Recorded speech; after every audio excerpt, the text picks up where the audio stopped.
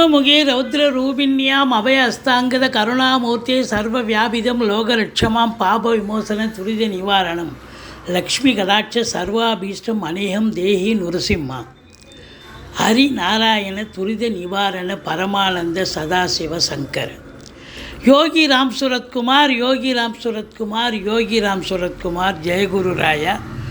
உலகெங்கிலும் வாழ்ந்து கொண்டிருக்கும் டிவி நேயர்களுக்கு டாக்டர் சைதை ராஜாவின் அன்பான வணக்கங்கள்.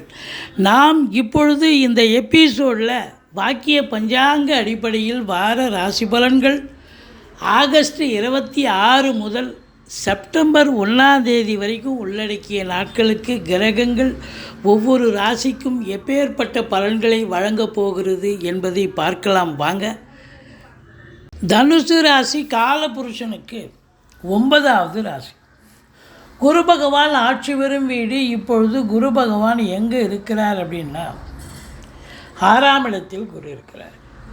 ஸ்தான பலமா என்று சொன்னால் ஸ்தான பலம் இல்லை, இருந்தாலும் பார்வை பலம் சிறப்பு.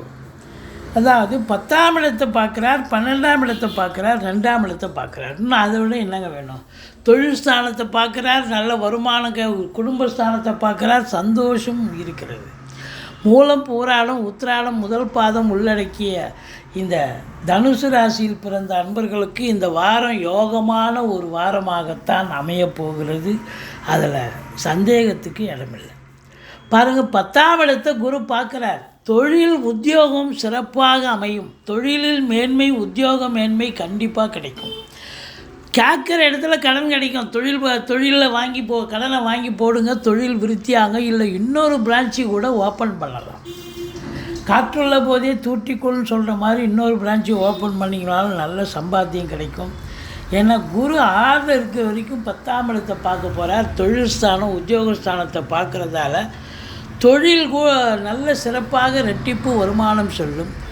உத்தியோகம் பார்க்குறவங்களுக்கு சலுகைகள் அனைத்தும் கிடைக்கும்.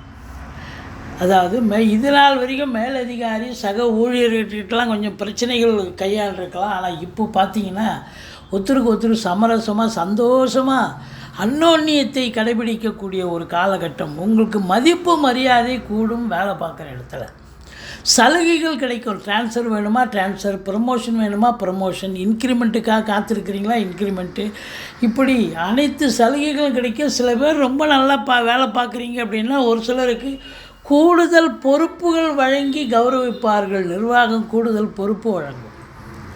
அப்படி தொழிலில் மேன்மை, உத்தியோக மேன்மை ஏற்பட்டால் அப்போ பண வரவு, பொருள் வரவு என்பது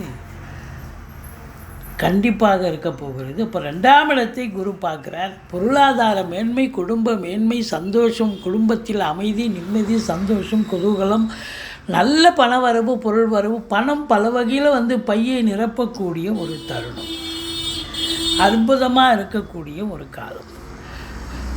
சுப நிகழ்ச்சிகளுக்கு செல்லக்கூடிய ஒரு நிலை இருக்கும். வெளியார் சுப நிகழ்ச்சிகளுக்கும் சென்று விட்டு வர முடியும்.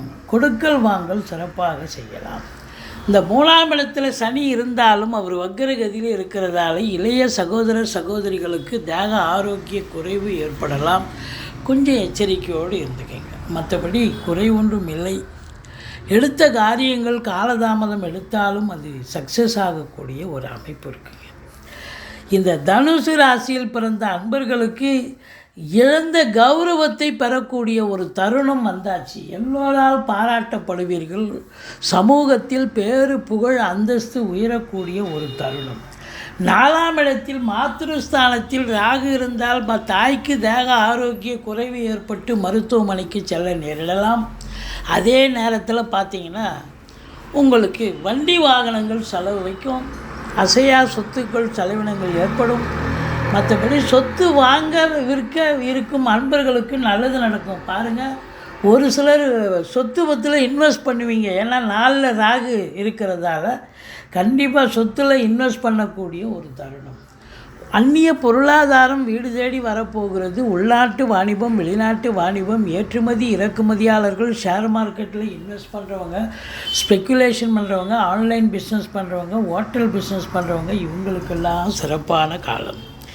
இந்த சனி பகவான் 5ஆம் இடத்தை பார்க்கிறார். பூர்வீகத்தில் ஏதாவது பிரச்சனைகள் வரும். உங்கள் சொத்துக்கு ஆட்டையை போகிறதுக்கு யாராவது தயாராக இருப்பாங்க. குலதெய்வ வழிபாடு, ரிஷிகள், முனிகள், குருமாருடைய ஆசீர்வாதம் பெற்று செல்லுங்கள். குழந்தைகளுக்கும் உங்களுக்கும் இடர்பாடுகள், எதிர்ப்புகள், சண்டை சச்சரவு வரலாம். இல்லை குழந்தைகளுக்கே தேக ஆரோக்கிய குறைவு ஏற்படலாம். இந்த 5ஆம் இடம் சந்தோஷத்தை தரக்கூடிய இடம். சீட்டாட்டம், race, lottery, speculation, online business, hotel business, share market போன்ற இனங்களில் ஈடுபாடு உள்ளவர்கள் எச்சரிக்கையாக இருக்க வேண்டும். அது மட்டும் இல்லைங்க, சந்தோஷம் என்பது துளியும் இருக்காது. இருந்தாலும் இந்த வாரம் அற்புதமான ஒரு வாரம் என்று சொல்லலாம். 5ஆம் இடத்தை சனி பார்த்தால் சந்தோஷம் இருக்காது. இருந்த போதிலும் மற்ற ஆஸ்பெக்ட்லாம் ரொம்ப நிறைவாக இருப்பதால் நீங்கள் சாதிக்கக்கூடிய ஒரு வாரம் என்றே சொல்லலாம். 6ஆம் இடத்தில் குரு பகவான் இருக்கிறார்.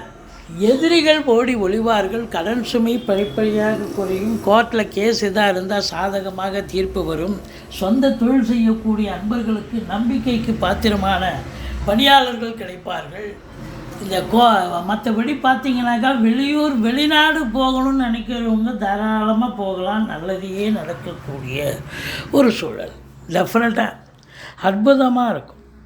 அடுத்தது பார்த்திங்கன்னா 5ஆம் இடத்து அதிபதி 7ல் போய் அமர்ந்திருக்கிறார். செவ்வாய் பகவான் 5ஆம் இடத்து அதிபதி 7ஆம் இடத்துக்கு செல்வது உங்களை பொறுத்தவரையிலையும் பிள்ளைகளால் சந்தோஷம், கௌரவம் ஏற்படும். பிள்ளைகளுடைய உயர்கல்வி மிகச் சிறப்பாக அமையப்போகிறது. மற்றபடி காவல்துறை, தீயணைப்புத்துறை, மருத்துவத்துறை, இராணுவத்துறை, IAS, IPS, IFS அதற்கு நிகரான பணியில் இருக்கும் அன்பர்கள், கடைநிலை ஊழியர்கள், இன்னும் பிற அரசு ஊழியர்கள், தனியார் துறையில் வேலை பார்க்குறவங்க அத்துணை பேர்களுக்கும் அற்புதமாக இருக்கும். செவ்வாய் 4ஆம் பார்வையாக 10ஆம் இடத்தை பார்க்குறாரு. 10ஆம் இடத்தை ஏற்கனவே குரு பார்க்குறாரு. அப்போது அசையா சொத்துக்கள் மூலம் கூட வருமானம் வரும். ஃப்ளாட் ப்ரமோட்டர்ஸ், பில்டர்ஸ், கட்டிட கலைஞர்கள், இடவாங்கி விற்கக்கூடிய அன்பர்கள், செங்கல், மணல், ஜல்லி, ஹார்ட்வேர்ஸ் போன்ற பிரிவில் பணியாற்றுபவர்கள், இவங்களுக்கெல்லாம் சிறப்பான காலம். 9ஆம் இடத்தில் சூரியன் ஆட்சி பெறுவது சிறப்பு. தந்தையால் யோக பாக்கியங்கள், அரசாங்கத்தால் அனுகூலம், அரசியல்வாதிகளுக்கு பொற்காலம் என்று சொன்னாலும் கூட சனி பார்வையில் இருப்பதால் கொஞ்சம் எச்சரிக்கையோடு இருங்க. அனுசரித்து போங்க. தகப்பனுக்கும் பிள்ளைக்கும் ஆகாது. அதே நேரத்தில் சொந்த தொழில் பண்ணுறவங்களுக்கு ரொம்ப சிறப்பான ஒரு தருணம். சூரியன் புதன் இறுதியில் புதன் சூரியனோடு இணைவதால் புதாதித்ய யோகம் ஏற்படுகிறது. மற்றபடி குறை ஒன்றுமில்லை. செலவினங்கள் ஏற்பட்டாலும் உங்களுக்கு சுப செலவுகளில் ஏற்படக்கூடிய தருணம். தனுசு ராசி அன்பர்களுக்கு 30-31